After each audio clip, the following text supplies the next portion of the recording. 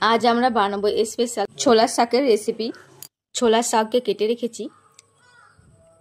কড়াইতে পরিমতন তেল দিয়ে বড়িগুলো হালকা করে ভেজে নিতে হবে। ওই তেলের মধ্যে কালো জিরা, শুকনো লঙ্কা, কাঁচা লঙ্কা, রসুনের কোয়া দিয়ে হালকা করে ভেজে নিতে হবে। কেটে রাখা আলু, বেগুন, পরিমাণ মতো হলুদ গুঁড়ো, স্বাদ মতো লবণ দিয়ে নেড়ে চেড়ে নিতে হবে। আলু বেগুন হালকা করে ভাজা হয়ে গেছে, কেটে রাখা ছোলার শাক দিয়ে দেব। ছোলার শাকের সাথে সবজিগুলো ভালো করে মাখিয়ে নেব।